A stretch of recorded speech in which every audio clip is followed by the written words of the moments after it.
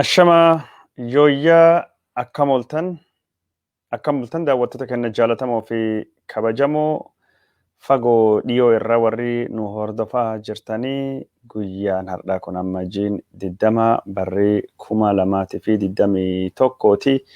Odeeffannoo sa'aatii kanaa fi qopheeffannee isin biraan gahuu fi argamnee jirra. Warri sagantaa keenya daawwachuu fi asittuu argamtan hedduu isin galateeffachuu barbaannaa jalqaba. Warri bira akka dhagahu yoo barbaaddanii qoqooda faffacaasaa waliin nu gahaa isiniin jechuu barbaanna. Daawwattoota keenya jaalatamoo fi kabajamoo tamsaasa keenya ka sa'aatii kana keessatti odeeffannoo mata duree Gaafaa Afrikaa ka Itoophiyaatii fi ka Oromiyaa isin biraan gahuu deemna. Odeeffannoo kana akkuma isin biraan geenneen duubattuu qophii xiinxalaa tokko isin biraan dhaqqabsina. Mata dureen qophii xiinxalaa kana Oromaaraan hin taane ka jedhu waan siyaasaa Itoophiyaa walxaxaa OPDO'n hariiroo biltsiginaa Amaaraa wajjin uumachuudhaan furuu fi carraaqxu adeemsi kun akka fala hin taane akeekuu fi tattaaffii goona. Warri sagantaa kana dhuftanii daawwachaa jirtanii horaa bulaa isiniin jecha ammallee isin galateeffannee namni biraa akka dhagahu yoo barbaaddanii qoqooda waliin nu gahaa isiniin jechuu barbaanna. Sekondoota muraasan duubattuu tamsaasa keenya ka sa'aatii kana odeeffannoo isin biraan gahuu deemnu isin biraan dhaqqabsina. Haga sanitti waa takka lama karaa feesbuukiitii fi yuutuubiitiin akka inni sirrii ta'uu laalla. Qulqullina sagaleetii fi akkasumas viidiyoo kanaa ilaalchisee yoo yaada qabaattanii nu barreessaa isiniin jechuu feena. Wanni hundinuu akka gaariitti deemaa jirtu nu beeksisa isiniin jenna. Daawwattoota keenya jaalatamoo fi kabajamoo odeeffannoo keenya isin biraan gahuu fi xiqqoo tokko nu obsa wasi sirreeffachaa jirra. Akka karaa yuutuubiitii fi karaa feesbuukiitii wanni hunduu nagayaa. Amma oduu keenya itti fufuu dandeenya jechuudha. Odeeffannoon har'aa isin biraan gahuu fi dhufne keessa odeeffannoon jirtu waraanii Somaaliyaa naannoo Tigraahii keessatti dhumachuu gabaasnee turre. Mootummaan Somaaliyaa odeeffannoon kun kijiba jedhee falmee jira. Akka odeeffannoon warri basaasatii fi maddeen oduu Somaaliyaa gabaasaa jiranitti miseensonni waraana Somaaliyaa nama 300 haga 2,800 ta'anii Tigraahii keessattuu ajjeefamuu akka hin oolle ka gabaafamaa jiru. Kun kanumaan odoo jiru haalli ijoollee isaanii maatiin hin gammachiifne ka Somaaliyaa hiriira bahuu jalqabuun warrattu dhagahame jira. Magaalonni hiriirri nagaa keessatti bahame keessa magaalii Galka'aayoo akka argamu ka dhagahame. Hawwanii fi abbootiin ijoollee keenya achi buutee isaanii nu beeksisa jedhanii bulchiinsa Abdullaahi Farmaajoo pirezidaantii Somaaliyaa balaaleffachuun hiriira bahuun maddeen gabaasanii jiran. Waraanii Itoophiyaatii fi waraanii Masrii gulantaa Afrikaatti humni isaa beekamuun dhagahamee jira. Masriin Afrikaa keessatti waraana jabeennan sadarkaa tokkoffaa gubbaa yoo jirtu, mootummaan Itoophiyaa sadarkaa Afrikaatti 6ffaa irra jiraachuun dhagahamee jira. Biyyoota Afrikaa keessa warri sadarkaa jalqabaa gubbaattu argamu. Waraanii gurguddaan tokkoffaan kan Misrii yoo ta'u, lammaffaan Aljeeriyaa, sadaffaan Afrikaa Kibbaa, afuraffaan Naajeeriyaa fi shanaffaan Morookoo yoo taate, biyyitii 6ffaan waraana ciminaan Afrikaa irraa Itoophiyaa akka taate ka dhagahamee jiru. Akka dhaabbanni Global Power gabaasetti waraana biyyoota addunyaa sadarkaa baasuuf ulaagaalee 50tu fayyadamu ibsee jira jechuudhaan BBC'n gabaasee jira. Akka gabaasa BBC kanatti sadarkaa addunyaatti waraanni Misrii jabeenna yookaan ammoo humni isaatiin sadarkaa 13ffaa irratti eegee argamu. Waraanni Itoophiyaa jabeenna isaatiin sadarkaa 60ffaa irratti argama. Waraanii Suudaan sadarkaa Afrikaa irra sadarkaa 77ffaattu akka argamu BBC'n gabaasa Global Firepower yookaan ammoo dhaabbata humna waraana biyyoota safaruu waabeeffachuudhaan ka gabaase. Itoophiyaa fi Suudaan dhimma daangaa irratti Misrii fi Itoophiyaa fi Suudaan ammoo karaa biraatiin dhimma hidha guddicha laga Abbayyaa irratti yeroo ammaan tana wal dhaba keessa seenuun isaanillee bal'inaan gabaafamaa jira. Antony Blinken namni ministeera haajaa alaa pirezidaantii Joo Baayiden tahuu deemu senetii Ameerikaa duratti dhufee gaafii gaafatamee jira. Senetii Ameerikaa duratti wayita gaafii gaafatamuu kanatti Antony Blinken haalii Itoophiyaa keessattuu waraanii Tigraahii keessattuu geggeeffamaa jiru ka isa yaaddesse tahuu dubbatee jira. Ameerikaan karaa dippiloomaasiitiin dhimmi kun akka furamu guutumaa guututti hojjechuu qabdu jechuun isaallee dhagahamee jira. Akka odeeffannoo inni kennetti yeroo ammaan tana haalli naannoo Tigraahii guddoo yaaddessaadha. Gargaarsi namooma dhaqqabaa hin jiru. Mootummaan qunnamtii waan jedhamu hundaayyuu cufee jira. Kun jechuun haalli naannoo kana akka malee yaaddessaa fi Gaafaa Africaa guutuu tasgabbii dhowwuu ka danda'u ta'uu isaa dubbatee jira. Dippiloomaasiin Ameerikaa dhimma kana furuu fi akka hojjechuu qabu warri waraan kan keessattuu hirmaates akka itti gaafatamummaan isaaniif malu argatanii akka hojjechuu barbaadu Antony Blinken dubbatee jira. Antony Blinken Joo Baayiden har'a yoo kakate pirezidaantii Ameerikaa tahu namni kun Antony Blinken kun dippiloomatii mootummaa Ameerikaa olaanaa ministeera haajaa alaa biyyi kana tahu akka deemu ka dubbatamaa jiru. Daawwattoota keenya jaallatamoo fi kabajamoo odeeffannoon keenya ka isin biraan gayaa jirru akkuma itti fufeetu jira.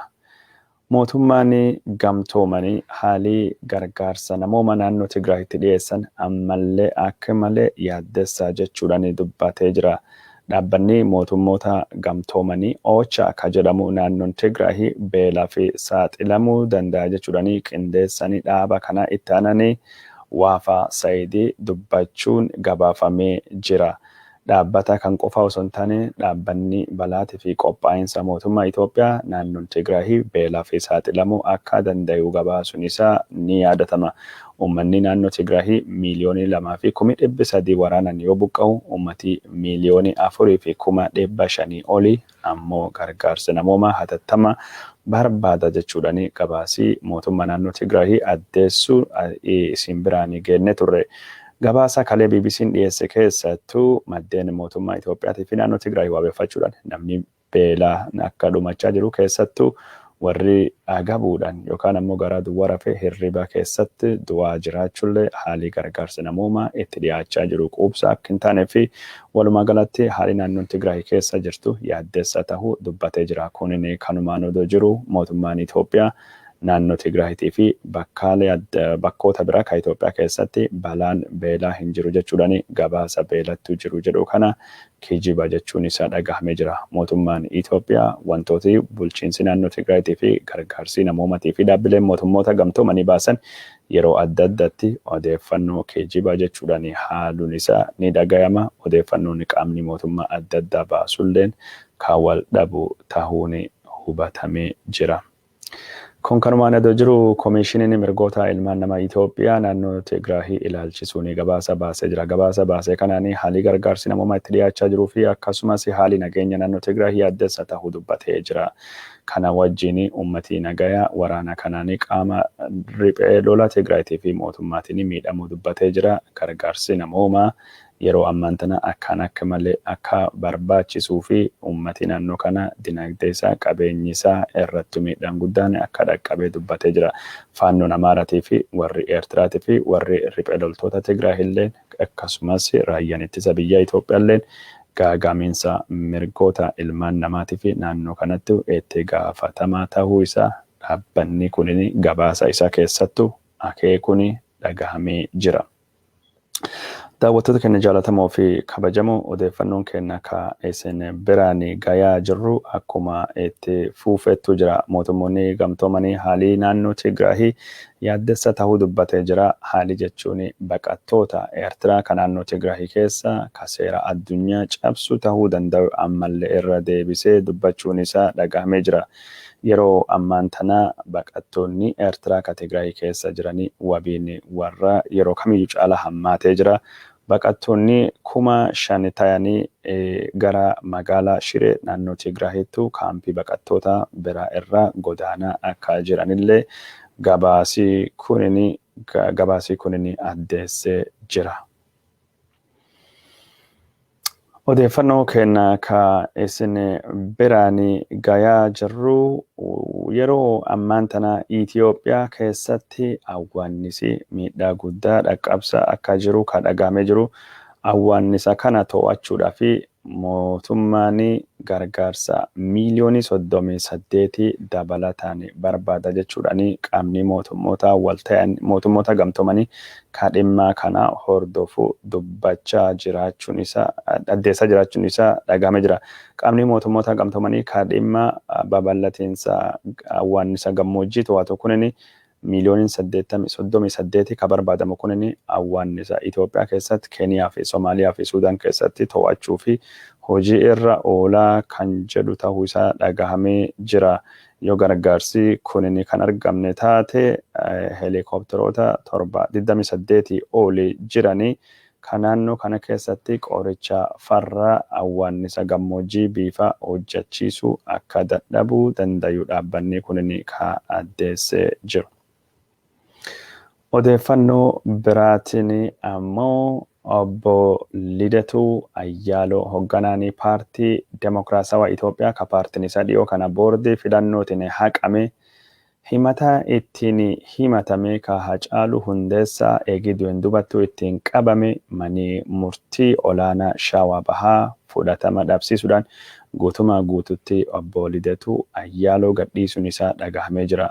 Manii murtii Shawaa Bahaa kun jalqaba irratti obbo Lidatuu Ayyaaloo hokkaraa kaasuudhaan qeerroo gurmeessuudhaan keessattuu magaalaa Bishooftuu keessatti badii dhaqqabeen himatee ture. Haa ta'uuti malee dhuma irratti himata kana jijjiiruudhaan meeshaa seeraa alaa qabachuudha ka jedhuudhaan himatame.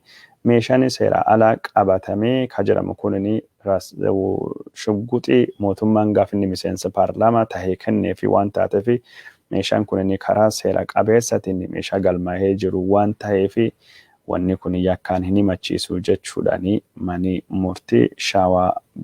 murtii olaanaa godina Shawaa Bahaa oolmayaa isaa ka hardhaatiin obbo Lidatuu Ayyaaloo himatamerraa guutumaa guututtu bilisa akka inni ta'u murteessuu isaa abukaatoon seeraa isaa Abdul Jabbaar Hussein karaa feesbuukiitiin barreessee jira. Daawwattoota keenya jaalatamoo fi kabajamoo odeeffannoon isin biraan gayaa jirru akkuma itti fufettu jira. Amma odeeffannoo takka lama ka Gaafaa Africaa isin biraan hagee nuti. Suudaan Darfur keessattuu walitti bu'iinsa gosa dhalateen namoonni du'anii 83 olii tahuu addeeffamee jira. Ajjeechaa gosa kana akka dhaabu mootummoonni gamtooman mootummaa Suudaanii akeekkachiisee jira. Mootummaan Suudaanii ajjeechaa uummata nagayaa dhaabuun dirqama mootummaati jechuudhaan ministeerri haajaa alaa Suudaanii dubbachuu maddeen oduu Suudaanii gabaasanii jirani. Odeeffannoo karaa biraatiin ammoo haalli Itoophiyaa fi Suudaanii ammallee daangaa irratti walitti bu'iinsi hammaachuun isaa dhagahamaa jira. Suudaanii yeroo ammaan tana waraanishii ka daangaa jiru haleellaa gosa kamiyyuu ka Itoophiyaa dhalatu ofirraa qolachuu fi qophii irra jirti jechuudhaan gabaasaa jirani. Maddeen oduu Suudaanii kunin ammallee akka gabaasaa jiranitti waraanii Itoophiyaa daangaa irratti kuufamaa dhufuun isaa akka yaaddessaa tahee dubbachuun isaa dhagahamee jira. Haga kaleeti as ammoo walitti bu'iinsi daangaa kan irrattu akka hin galmaa'ine kadhagame torbaan kana jalqaba irratti waraanii Itoophiyaa ijoollee hooliyyeettisitu lamanarra ejjeessachuudhaan mootummaan Suudaanii himachuu gabaasuun kennanii yaadatama. Odeeffannoo karaa biraatiin ammoo Suudaanii yeroo ammaan tana gargaarsa adda addaa biyyoota adda addaa irraa argachaa akka jirtu kadhagame jiru. Suudaan Ameerikaan qoqqobbii egerraa kaastan duubattu Suudaanii gargaaruu fi mootummaan Jarmanii walgahii guddaa qopheessuu akka deemu kan dhagahamee jiru. Walgahiin guddaan mootummaan Jarmanii qopheessu kunin Suudaanii deebisanii akka dinagdee ishii jaaruu fi tahee kan dubbatamee jiru. Sudan Partnership Conference ka jedhamu yookaan ammoo konfiraansiin michooma Suudanii ka magaalaa guddittii Jarman Berliin keessattuu geggeeffamu kunin Jaanuwaarii 28 yookaan amma 28 akka inni geggeeffamu kan dhagahamee jiru.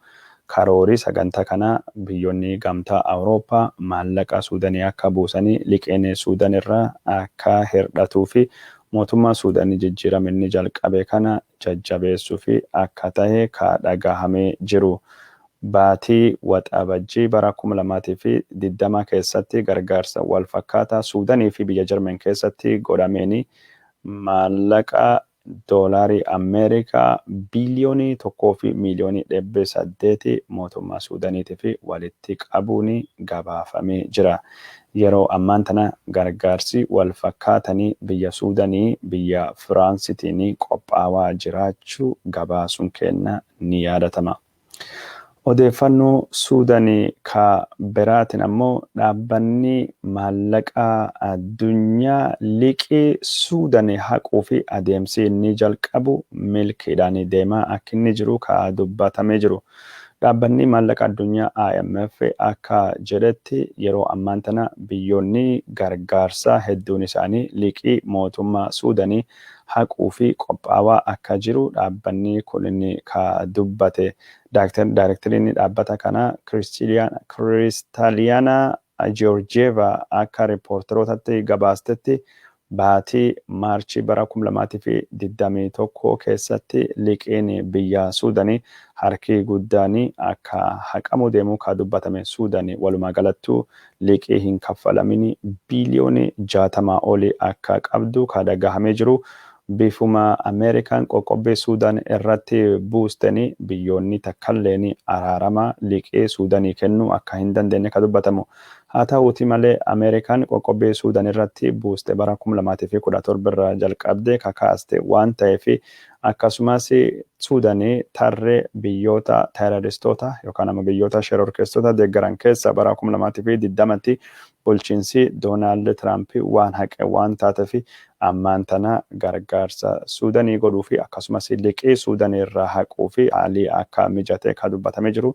Gargaarsi biliyoonota Suudanii fi kennamuu fi liqiin doolaarii biliyoonota Suudaan irraa haqamu akka deemu ka dhagame kunin dinagdee Suudaniitii fi odeeffannoo gaarii jechuudhaan gabaafamee jira. Yeroo Suudanii gargaarsa addunyaatiin badhaadhaa jirtutti Itiyoophiyaan sadarkaa addunyaatti liqiidhaan raafamaa akka jirtu ka dhagahamee jiru. Liqiin mootummaan Itoophiyaa biyyoota arjoomaniitii fi dhaabbata maallaqa addunyaa irraa liqeeffatee biliyoonii 75 bara 2022 akka tahuu deemu ka dubbatamu. Liqiin kunin liqii akka malee guddaati jedhamee ka gabaafamaa jiru.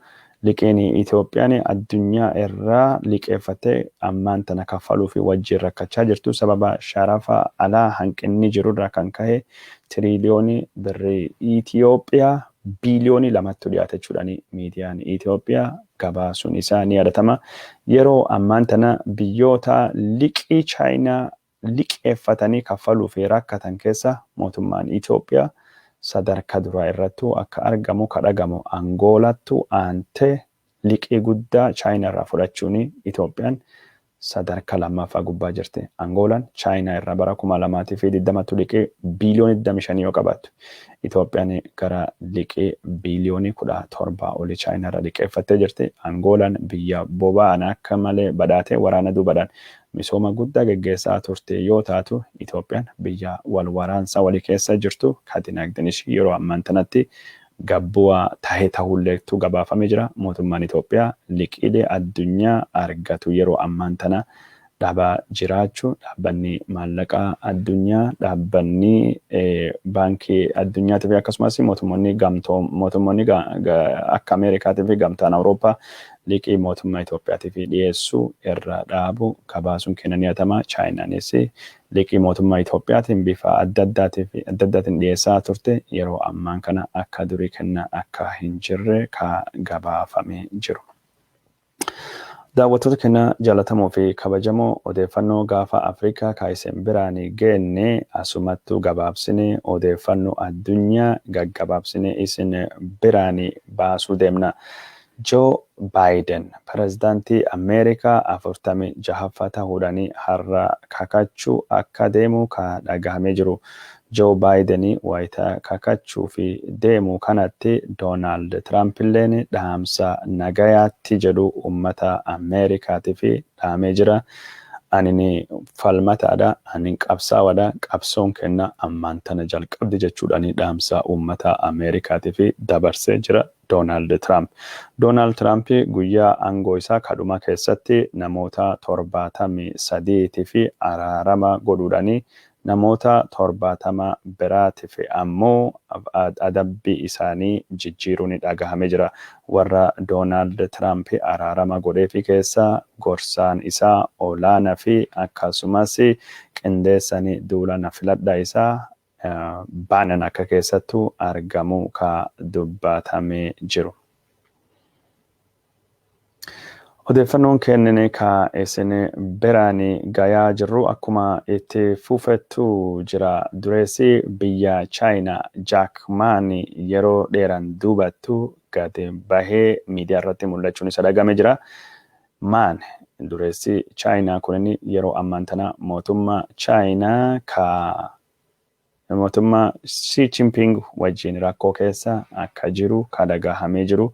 Dhaabbanni isaa Alibaaballeen to'annoo addaa mootummaa jala seenuu isattu gabaafamaa jira. Mootummaan Ameerikaa embaasii isaa ka Jeruusaalem akka jijjiiruu hin deemne ministeerii haajaa alaa ka Joe Biden ka ta'uu deemu Antony Blinken dubbate jira. Embaasii Ameerikaa kana Jeruusaalemittu ka Tel Aviv irraa godaansisee bulchiinsa Donald Trump ta'uun isaa ni yaadatama. Sanyiin dhukkuba koronaa vaayirasii biyyoota 60 keessattuu faffaca'ee argamuun isaa dhagahamee jira. Sanyiin dhukkuba koronaa vaayirasii kun ka ammaan tana caalaa ka akka malee faffaca'uu fi tallaalii fi rakkisaa jechuudhaan dubbatamaa jiraachuun isaa dhagahamee jira. Israa'el guyyaa lammaffaa fi Gaazaa irrattu haleellaa bombii halkanii kaleessa raawwachaa bultee jirti jedha Aljaziiraan akka gabaasetti. Karaa biraatiin ammoo biyya Afrikaa Liibiyaattu warri loltoonni biyya alaa ta'an hundinuyyuu biyya kana dhiisanii akka bayanii mootummaan Liibiyaa gaafatee jira. Dargaggoonni Tuniiziyaa mormii waggaa 10ffaa yaadannoo abbaan irree Zin'aabidin Ben Ali itti ari'amee mormii cimsanii itti fufanii jiranii.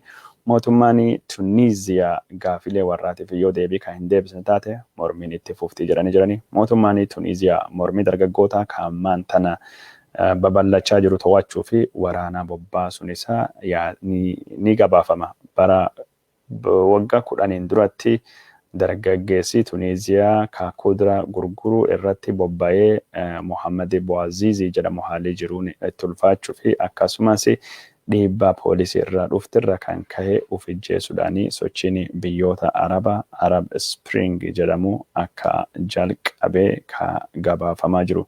Daawwattoota keenya jaallatamoo fi kabajamoo tamsaasii kennine ka oduu ka isin biraan geenne akkanuma fakkaataa waan daawwattan hordoftanii fi hedduu isin galateeffachuu barbaanna. Kanattu aansee qophii xinxala gabaabaa isinii dhiyeessuu deemna. Qophii kana keessatti mata dureen nu irrattu xiyyeeffachuu deemnu akkuma sagantaa jalqaba irrattu beessifne siyaasan Oromootii fi nafxanyaa duddaa garaa yookaan wajjin hin deemu Oromaara wanni jedhamu sobaa. Oromaara wanni jedhamu kun diigamuu qabaa yaada jedhu kan irrattu haasa'uu deemna. Taateewwan haasawaa turree keessa torbaan kana mata duree guddaa ka tahe waldhaba Oromaaraa kana walittu qabatee waggoota lama olii wanni nu haasawaa baane haga jijjiiramee dhufee hariiroon biltsiginnaa Oromiyaatii fi Amaaraa akkami raafama siyaasaa Itoophiyaatii fi hundee akka tahe keessattuu rakkoolee bakka adda addaatti dhalachaa jiramuu fi hundee akka tahe siyaasan naannoo Amaaraa yeroo ammaan tana gara siyaasaa empaayirii siyaasaa sirna kolonii durittuu akka inni deemaa jiru naannoon Amaaraa naannoo Tigraahii wajjin waldhaba lafaatii fi weeraraatii fi naannoo Benishaangul wajjin waldhaba lafaatii fi weeraraatiin Oromiyaallee wajjin falmii lafaatii fi falmii adda addaa keessa akka seentee ammaan tanammoo Suudanii biyya birmadummaa qabdu kabira wajjillee waldhabaa gara waldhabaattu akka inni deemaa jiru gabaasuun kenna ni yaadatama. Maalifi waldhaba biltsiginnaa kana walittu qabatee siyaasan Oromaaraa maaliif hin taane yookaan ammoo hundeen rakkoo siyaasaa Itoophiyaatii fi siyaasa Amaaraa kun maali waan jedhu galmee seenaa keessa deebinee waa takka lama wal yaadachiisuu fi maalifi hariiroon warra Amaaraa kunini ka biltsiginnaa Oromiyaa wajjin warri godhuu barbaadu akka hin taane odeeffannoo jijjiiraa jechuun waan beekamaa takka lama irra haasa'uu deemna. Siyaasni Oromootii fi siyaasan Amaaraa kun wanni inni ta'uu hin dandeenye fi yookaan ammoo wanni hin taane fi ka jalqaba amali siyaasaa Oromootii fi amali siyaasa Amaaraa walatta. Fedhiin Oromootii fi fedhiin Amaaraa biyya san keessattuu waliin hin deemu. Fedhii Amaaraatii fi fedhii Oromoo yoo jedhu uummata bal'aa odoo hin taane warra siyaasaa warra jechuun fedhii aangoo maqaa uummata kanaatiin qabu ilaalchisee waan an dubbadhu jechuudha. Dubbii kana irratti jechuun fedhiin isaanii waladdaa yookaan ammoo gosgosa yoo jennu maali jechuudha. Warri siyaasa Amaaraatiin deemu fi warri siyaasa Oromootiin deemu yoo sila fedhii uummata irratti hundaa'an waliin dhaban garuu fedhiin ammaan tana jirtu siyaasan Itoophiyaa siyaasan Amaaraa ka jennu olaantummaa Minilikii gaafii Itoophiyaa dhaaberraa kaase sanirratti hundaa'ee bu'uura sun godhatee sunirraa deema. Siyaasan Oromoo ammoo akka nu beeknetti sochii bara 1960moota keessa barattoonni yuunivarsiitii godhanirra kaasee gaafilee jechuun mirga beekamtii aadaa afaanii eenyummaa gaafii jechuun saba ka jedhamuu fi akkasumas gaafii lafa walitti fudhatee lafa qotee bulaatiif deebisuu ka jedhu waliin walitti dhufa achirra kahee deemaa jechuudha. Achirra kahee yoo deemu fedhiin warra siyaasa Amaaraa ka ammaan tan jiruu fi warra siyaasa Oromoo ka maqaa tokkoon jechuun OPDO wayyaaniin itti fayyadamtee ammaan tan jirtu walii hin fakkaatu. Gaafa durii Ihaadig abbaa warraa ture. Gaafa jechuun Hiwwahat abbaa warraa ture. Karoora Hiwwahatittu walittu qaba. Hiwwahati waan jiru tokkottu walittu fide karoora isa bakkaan baafachuu fi maqaa tokko federeeshinii soba dhaabee warra kan walittu fide warri walittu riqichisuun amma riqichisuun cabee jira citee jira. Kanaafuu waan waloo ka warra walittu fidaa hin jiru. Common ground jennaan jechuun. Ilaalcha falaasama siyaasaa irratti haa ta'u, seenaa irratti haa ta'u, dinagdee irratti haa ta'u, alaabaa irratti haa ta'u, afaan irratti haa ta'u, goota biyyittii qabdu irratti haa ta'u, egeree biyyittiitti deemtu irratti haa ta'u, sirna barnoota irratti haa ta'uuti, turizimii biyya suni maalti garsiifamuu qaba, maaltu garsiifamuu hin qabne, misooma biyyi suni eessatti wajaaramuu qaba, eessatti ijaaramuu hin qabne, sirna barnoota wanni biyya sanii ka hin falmisiifne hin jiru. Maal jennaan hundeen rakkoo biyya suni waan gos kana irraa dhufte jechuudha. Dubbiin hundee rakkoo siyaasaa sunitti deema. OPDO'n warra Amaaraa kana gaafii warra deebisuu hin dandeettu. Kadhachaa jirta halkanii guyyaa, gunachaa jirta halkanii guyyaa, abaabbalachaa shalachaa jirti. Garuu deebii warra kanaa deebi'uu hin danda'u. Maal jennaan siyaasa warra Amaaraa kunini siyaasa impaayiriitidha. Siyaasa warra kana siyaasa waa hunda liqimsuu barbaadu. Nataatan malee argamuu nataatan malee jiraachuu hin dandeettanii ka jedhudha. Waa hunda liqimsuu fedhanii waa hunda hammachuu waa hundayyuu barbaadeessanii ifii qofa jiraachuu barbaadan. Siyaasan gos kana yeroo ammaan tana bakka hin qabu.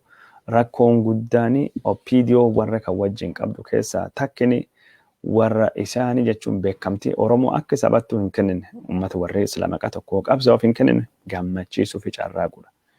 Gaafii warree gaafate Jawaar nuu hidha. Jawaar nuu hidha. Hacaaluu akkas nu godha. OMN nuu cufa. Tigraahii waraana. Federeeshiniin ni diiga. Heera akkas nu godha. Walqaayit maalii akkas nu kenna. Benishangul akkas nu godha. Hin dhaabbattu. Amma teessoo Abiyyi haga barbaadanii as hin dhaabbatu. Rakkooni siyaasaa warra teessoo OPDO'n irra jirtu kan hundaayyuu barbaadan jechuudha. Abiy Ahmedii akka meeshaatti itti fayyadamuu barbaadanii gaaf tokko itti kaanii itti garagaluu hin oolan. Cundurii humna siyaasaa hin qabdu. Beekumsa siyaasaa hin qabdu. Hanqinni yaadaa qabdi. Hanqinni jarmaayinsaa qabdi. Fudhatama uummata birattuu hin qabdu. Dhalootii isii fugguudha. Haalli isin amma itti jirtullee fugguudha. Akkaataan isin itti deemtullee fugguudha. Garuu yoo humna siyaasaa Oromoo walittu qabde, humna sabaa fi sablammii walittu qabde, hidhamtoota siyaasaa dabaan hidhaman kan akka Jawaar fa'aa walittu fidde yaada warra argatte wanni ishiin sila gargaarsa Habashaa kan argachuu fi yookaan warra Amaaraa argachuu fi halkanii guyyaa carraaqxuuf yookaan ammoo ijibbaatiin barbaachise gootuuf hin jiru jechuudha. Kanattu jira. Karaa biraatiin ammoo aadaa siyaasaatiidha jechuun aadaan siyaasan OPDO'n maqaa tokkoof Oromoo qabsaawaa jedhullee Oromoo qabsaawaa hin jiru. Garuu oduu hin jaalannee gaafilee Oromoo deebisuu danda'uu qaba. Fudhatama argachuuf. Gaafilee sabaa fi sablammii kabiyyisan keessatti waggoota 27 irratti hojjetama fudhachuu danda'uu qaba. Gaafilee kana bakka hin fudhannetti warri kana gunachuudha. Warri waan kan hunda duubatti deebisuu danda'a wajjin jiraachuu hin danda'an. OPDO'n jaalatee jibballee aadaa siyaasaa Oromoo haga ta'ettu hammachuu danda'uu qaba. Aadaa siyaasaa Oromoo hammachuu danda'uu qaba. Aadaan siyaasaa Oromoo kunii fi ammoo aadaan warra siyaasaa ka Amaaraa kunini duddaa gara waliin hin deemnu wal faallessa. Maaliif wal faallessa? Bakka adda addaa irra dhufe. Hundee gosa qaba siyaasaan Oromootii fi siyaasaan Amaaraa. Hundeen isaa gosa tokko miti. Waliin dhaga'u, waliin hin deemu. Siyaasa Amaaraa keessatti waan takkatu jira. Amma OPDO'n faatii dimokiraasii filannoo finnaa jedhanii carraaquu ni mala. Jawaar Mohaammed faalleen carraaqanii jiran. Siyaasa Itoophiyaa ka Amaaraa keessatti filannoo wanni jedhu bakki hin jiru. Siyaasan Itoophiyaa siyaasa Beezantaayiniitidha. Siyaasan Itoophiyaa siyaasa humnaatidha. Siyaasan Itoophiyaa yeroo hundayyuu siyaasa namni humna irratti gurmaahee yeroo adda addaa jijjiiramuu siyaasa fonqolchi mootummaa, siyaasa shiraati, siyaasa dabaati, siyaasa jechuun namni hundinuu jechuun yeroo hunda aangoo argachuu fi loluu qabu. Aadaan siyaasaa warra kana. Amanamummaa waan jedhamu hin jiru. Warri kun Abiyyiif hin amanamu. Walillee hin amanamu. Walillee ijjeessanii jechuun yoo isin argitan taate namticha maqaan isaa eenyudha? Bulchaa Amaaraa san kajjesan Mokkonnin Daanyachoo Mokkonnin Migbaaruu Kabbadee Izaz Waasefa warri waliyyuu amanamu miti. Abiyyi warra amanamu don taane teessoon mootummaa Abisiiniyaa takka itittee hin beektu. Maal jennaan teessoon kun teessoo humnattuu amantu waan taateef yeroo hunda namni humni qaba jedhu mootummaa garagalchee mootii ta'uuf. Namni humni qabaa jedhu mootummaa balleessee biyyaa bulchuu fi yeroo hunda carraaqa. Abisiiniyaa keessatti aangoon karaa lamaan dhufti. Karaa lama sadii jennuti. Tokkoffaa aangoon laf qabachuu irra dhufti. Warri laf qabatu nama gabbarsiisaa baalabbaa jedhanii, mekwaanin jedhamanii, mesaafin jedhaman. Aangoon karaa biraatiin kan ittiin argamtu waraana, weerara. Kanaaf kabajii Abisiiniyaa kan inni ittiin beekamu namni tokko kabaja kan ittiin argatu waraana keessattuu hirmaannaa godhuun, lafa booji'uun, lafa weeraruun. Lafti isaalleen kan uummata biraalleen cuftinuu yeroo hundayyuu weeraraa fi lafa saaxilamte jechuudha. Kanaaf Habashaa keessatti ogeessu wanni jedhamu, dooktor wanni jedhamu, injiinera jedhe, yookaan hayyuu tumtuu, yookaan warri goga duugaa, yookaan warri horii bobbaafate lafa qotatee nyaatuun faarfamu. Waraana saayinsii waraana guddinni ka dhufu waraana durummaan kan ittiin dhuftu waraana durummaan kan ittiin dhuftu weerara durummaan kan ittiin dhuftu saamicha.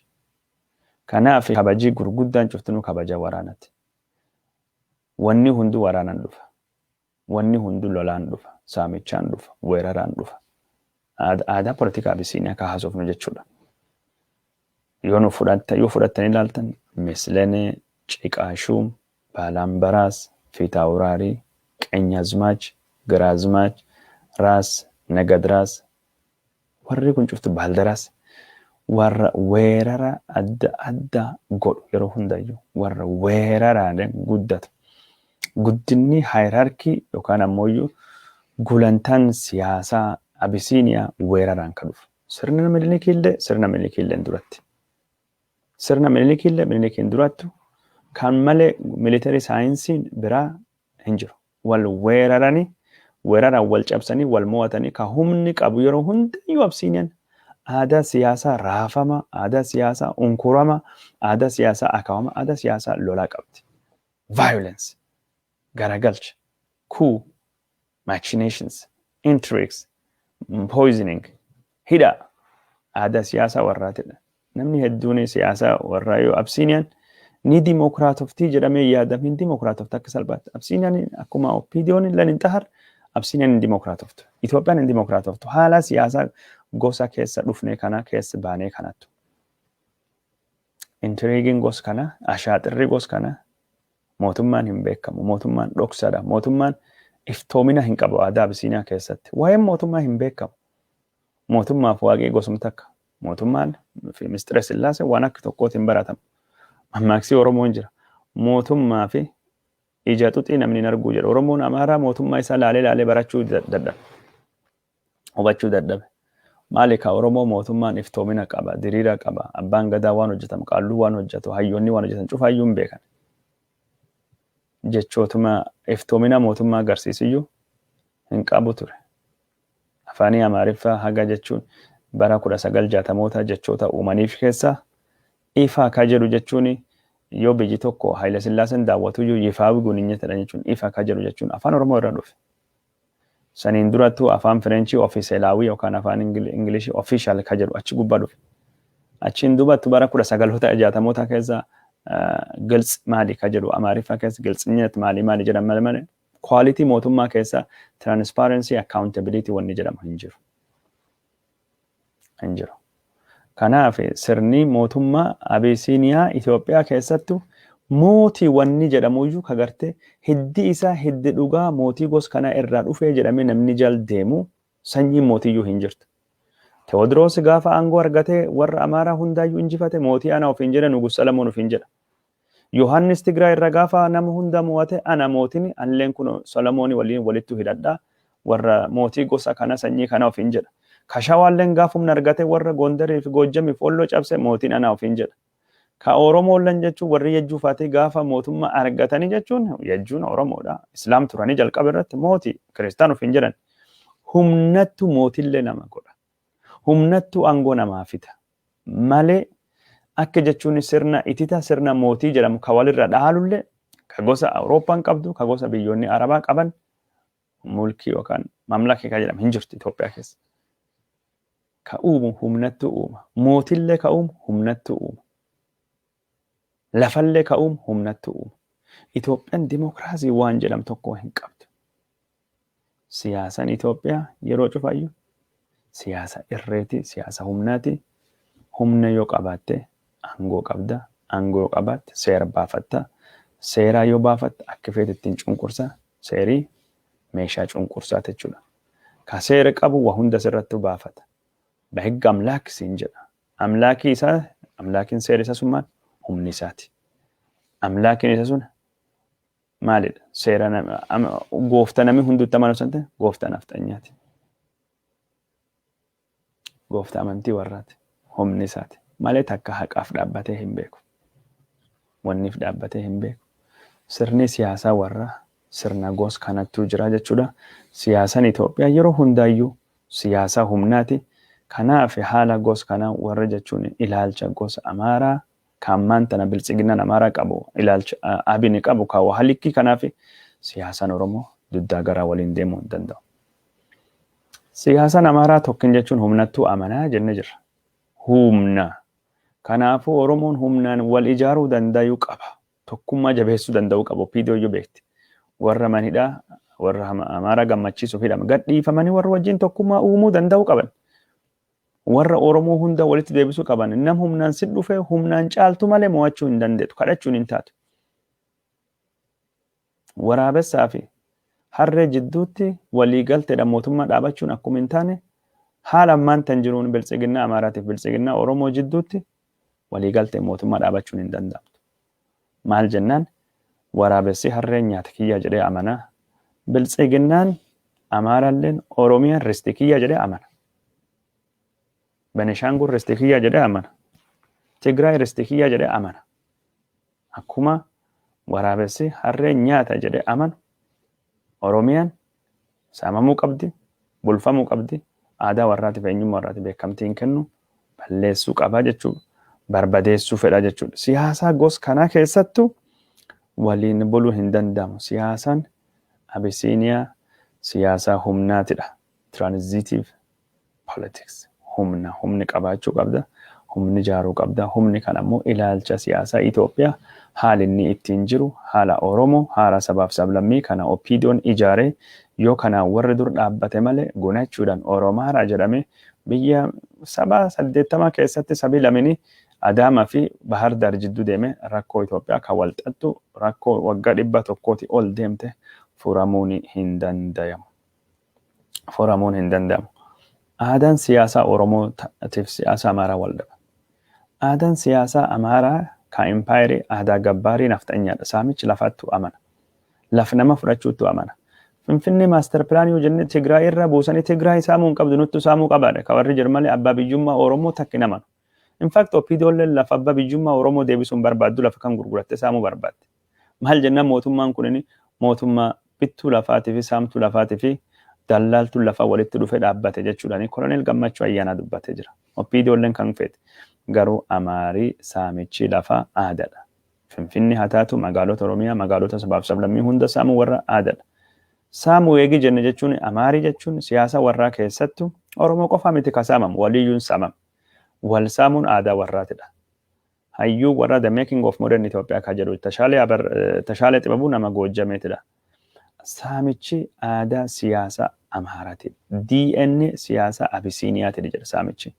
Saamichi jechuun hundeeffamni siyaasa warraa saamichi. Saamichi kanaan yoo saaman yaabbaati bees zarraf abra ziraf jedhaa jedha. Yaabbaati bees zarraf abra ziraf. Yoo mani abbaa keetu saamamee saamame.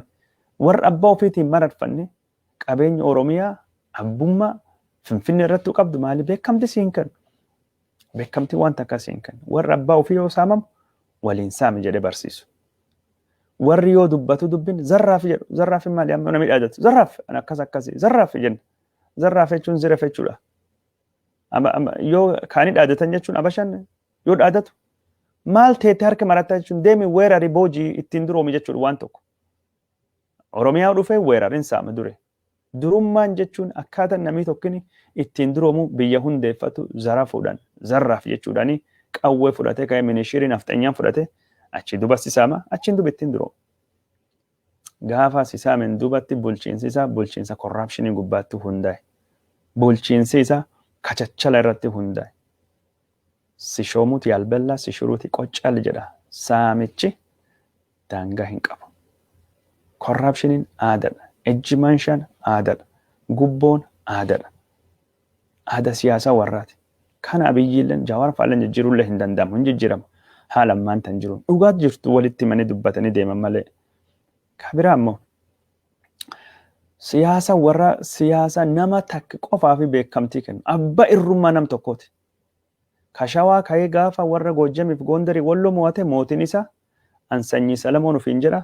Sanyii Salamoon gaafi mate san warri biraa kagada funduu na jal deemuu qabanii jedha hin barbadeessa hin balleessa. Hin hidhaa yookaan hin ijjeessa.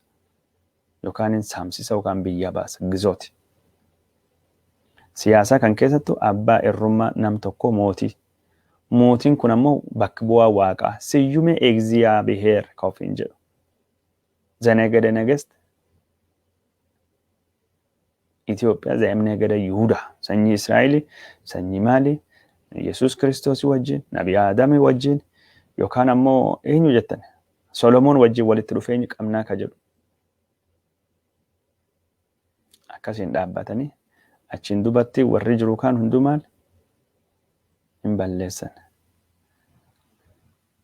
Mootii jechuun isa malee wanni biraa hin jiru. Mootiin bakka bu'aa uummataati. Mootii irrattuu nami ka'e hin barbadaa'u, hin jaama ija. Siyaasa Itoophiyaa jechuun mootiin bakki inni qabu yoo ol jedhanii ilaalan mootii hin jaamaa jedha beekta. Siyaasa Oromoo, siyaasa Itoophiyaa, abbaa irrummaa Itoophiyaatii fi abbaa irrummaa Hirohiitoo wal birattu akeekee Doonaald Leevin kitaaba barreessee jira. Barreeffame hedduu barreessee jira artikiloota. Hirohiitoo jechuun kan waraana addunyaa lammaffaa Jaappaanii wajjin Jaappaanii fi Ameerikaa walitti fide. Pearl Harbor jechuun xayyaarota Jaappaanii kamikaazii jedhamuun jechuun waraana Ameerikaa rukuchisiise. Hirohiitoo yoo inni du'u isin jedhe waraanii isaa jechuun ajaja isa fudhachuu malee jeetii dhufanii paayileetonni isaa waliin barbadaawaa turan. Abbaa irrummaa gosuun isin deema. Abisiiniyaa abbaa irrummaa warraatii fi ka Jaappaan sun wal fakkaataadha. Jaappaan Ameerikaan addunyaa lamma waraana addunyaa lammaffaa eegi cabsin dubatte konstitushinaal monarkiidhaan jechuun sirna isaanii fooyyeessitee mootiin maqumaaf achittuu hafe. Ka Itoophiyaa abbaa irrummaa warra daangaa hin qabu. Abbaa irrummaa warra mootiin hin himatamu. ንጉስ አይከሰስ ሰማይ አይታረስ jedha. Aadaan Oromoo qaalluu waaqa taanaan biraan baanan beeke, qaalluu waaqa sehee biraan baanan beekedha. Qaalluun jechuun ka waaqii muudaa jedhamee yaadamu ittiin baatu nama. Aangoon uummatirra dhufa. Kanaaf ka Itoophiyaa aangoon jechuun siyyumee egziyaaber muudamaa waaqa ta'edha.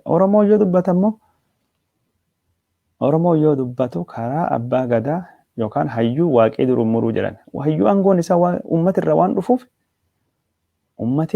uummatattu bulchaa malee dhimma mootummaa keessa jechuun waaqii yookaan rabbiin seenu jechuudha. Aadaan siyaasaa aadaa adda addummaa akkasii qabdu jechuudha. Aadaan siyaasaa Itoophiyaa wanni biraa ka jijjirutu jira. Aadaan siyaasaa Itoophiyaa aadaa yeroo hundaayyuu ashaaxiriitidha. Aadaa dabaatidha.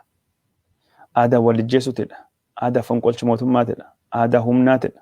Aadaa mootummaan tasgabbii hin qabneetidha. Aadaa wal biyya baqachiisudha. Aadaa saamichaatidha. Aadaa abbaa irrummaatidha. Aadaa wal summeessutidha. Aadaa wal hidhuutidha. Ka abbaa fi ilmii aangoo walii kaanii wal summeessanii wal hidhan. Yaadattanii ijoollee Amda Tsiyoon Gishan hambaa irratti yookaan hambaa Gishanitti akka godhaa turan wal hidhanii wal ijjeessanii. Zaraa Yaaqoob ka ijoollee isaatiif niitii isaa fixe. Atsee Tewoodiroos ka maatii isaatiif jechuun warri walloo kan hundaayyuu galaafatee nama hundaa fixe. Kun cuftinuu aadaa intirigiin Habashaa keessatti mootummaa warra mootummaa amanamu miti. Sirni politikaal kaalcheriin Abisiiniyaa keessa dhufe politikaan warra politika akka malee hadhaatidha. Politika akka malee summiitidha. Politika akka malee humnaatidha. Politika badiitidha. Kanaaf siyaasaan OPDOtii fi siyaasa warra waliin deemuu hin dandeenye. OPDOon hagaa takkatti garbaadha. Garuu uummata Oromoo keessa dhufti gaaffii deebisuu qabdi. Aadaa gosa kanaatiin uummata Oromooti deebisu tokko illee hin dandeetta. Gaaffiin sabaaf sablammii hin deebi'u. Wanni walumaa galatti hin dubban.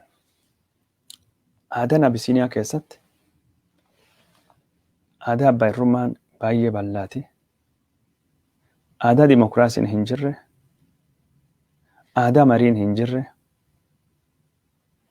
Aadaa jechuun walii kennanii fudhachuudhaan rakkoon hin furamne mariin hin jirre.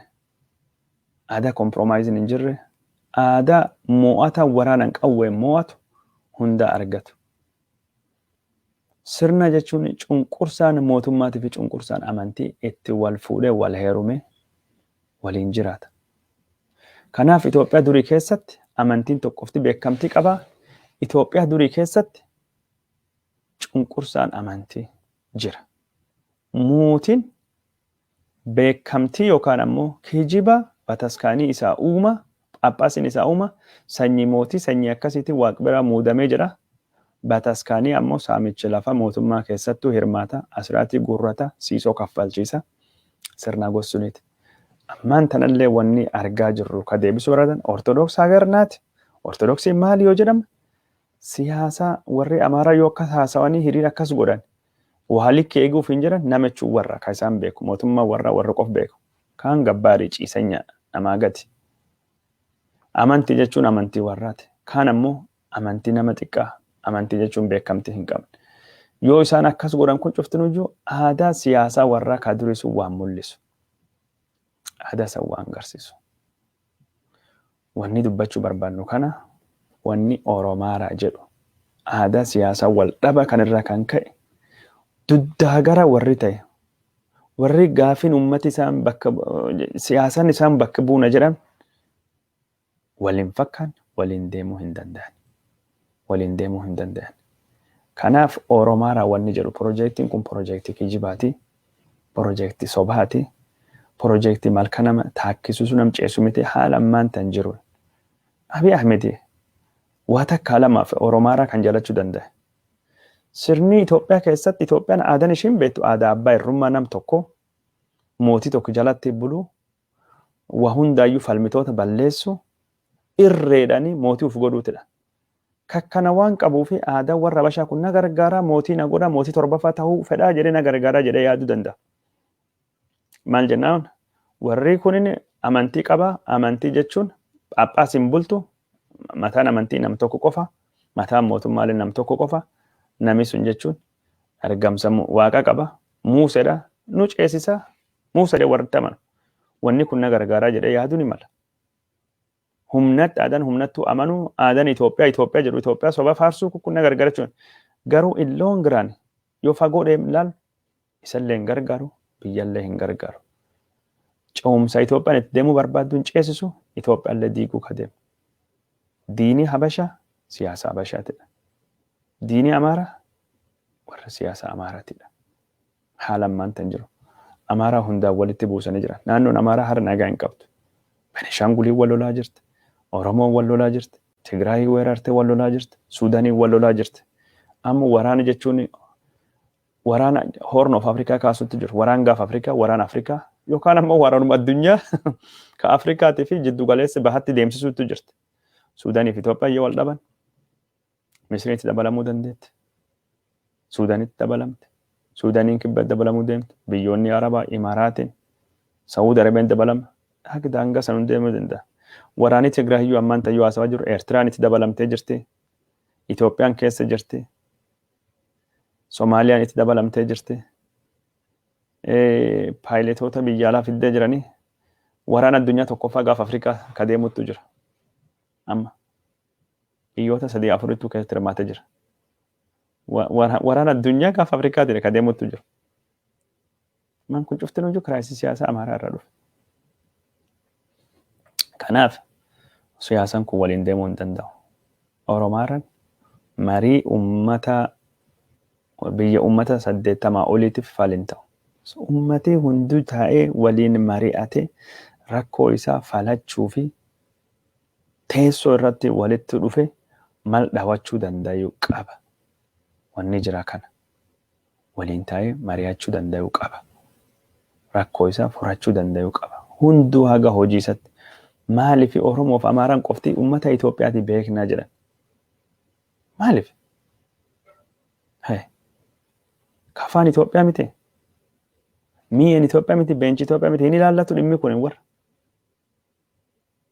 Sila hayya Oromoo fi Itoophiyaan haa ta'u sila ufillee wayaadanii uummata bal'aallee wayaadanii utubaa buyyisuuniiti biyyi itichuu danda'anii jedhama. Garuu haalii ammaan tan argaa jirruuf siyaasan biyyi warra kun lamaanii biyyi gargar dhiisaa deema. Opiidiyoo yoo dhugumaanii deeggarsi barbaadde sabaa fi sablammiin ka warri deeggaruu barbaadde piroojeektii sabaa fi sablammii piroojeektii heera ka deeggartu hin jirti gara dhugaa dhufte warri wajjin marii dhugaa goota yoo hin taane allaayansii biraa hundeeffachuu dandeetti. Kan ammoo bifa ifaa fi diriira ta'een godhuu dandeetti. Yeroo hundaayyuu magaraja duuban ashaaxiriidhaan saminaa warqiidhaan qineedhaan ta'uu hin qabu. Wal sobuu miti Itoophiyaa keessatti dhugaa waliin dubbachuudha. Maaliif uummata Tigraay barbaadeessan ammaan tanatti? Tigraay fi Amaaraan baalaansii wal godhan barbaachisaadha. Tigraay kan caal jilbeeffachiisnee balleessan jechuun siyaasa Amaaraa bakka hin baasuu qofaadha. Bu'aa biraan qaban maan dura.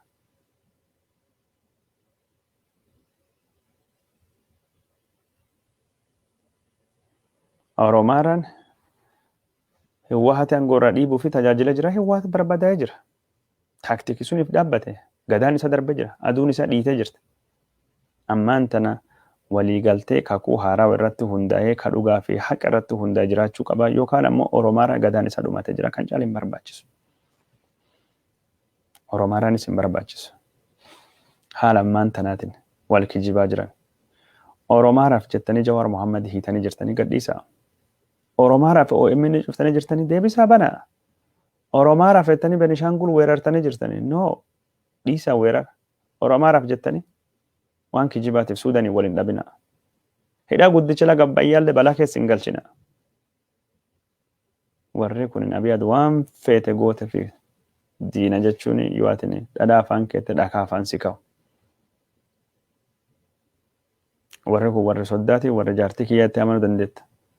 Kun jechuun warra fira fakkaatee wayaa balleessu akka dhadhaa. Kana beeke kan hubadhe aadaa siyaasaa Oromoo OPDOf gaafadhame. Walgahii warri Amaaraatti godhachaa jiru. Miidiyaan Amaaraa har'a maal dhiyeessaa jira? YouTubii warra maal dhiyeessaa jira? Isin kadhattanii waa hunda warraa gootanii afaan warraa haasoftanii Itoophiyaa tan halkanii guyyaatti kakachaa jirtan Itoophiyaa warraa. Miniliki warraatti siidaa dhaabdanii jirtan. Aduwaa warraa faarsaa jirtan.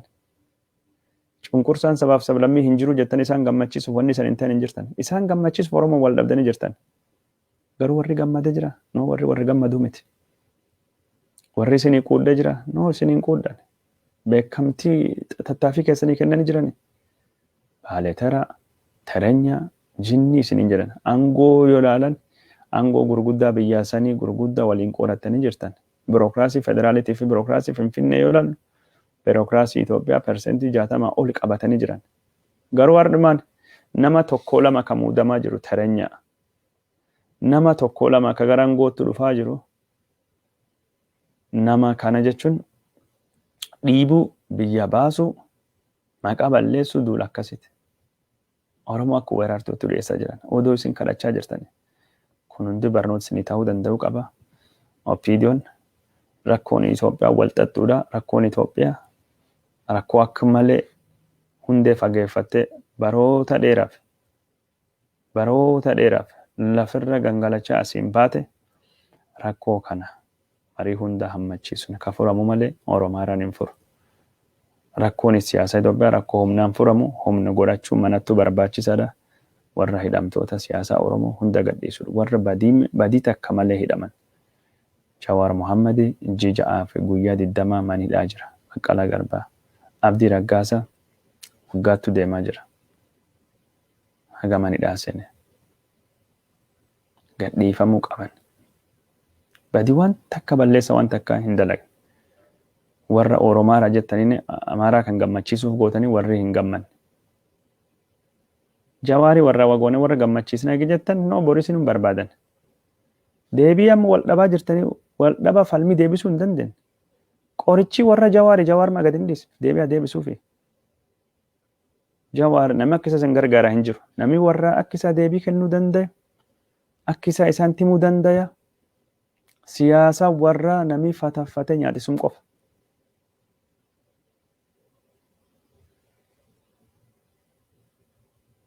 Kanaaf namni isin gargaaraaf isin miidhaa beekaa. Mootii 7ffaan